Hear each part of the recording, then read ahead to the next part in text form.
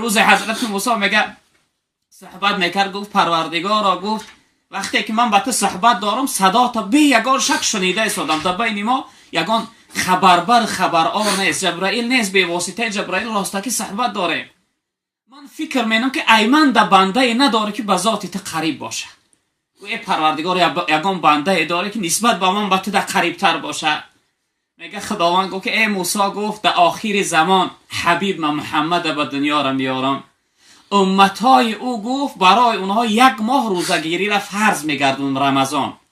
وقتی روزه میگیرن گفت روزی رمضان شون به ویگه میرسونن، وقتی افطار کردن شو میشوه یا لقمه را در دست شو میگیرن، انتظاری میکشن که کی وقت افطار میشوه. وقتی که وقت افطار رسید بعد میگن که اللهم لک صمت و بک آمنت و علیک توکلت و علی رزقک افطرت. پروردگارا من برای تو روزه گرفتم، با گفته تو باور دارم، توکل ما به تو سپاریدم و این رزق دادگی تو من افطار میکنم، روزم میشکنم.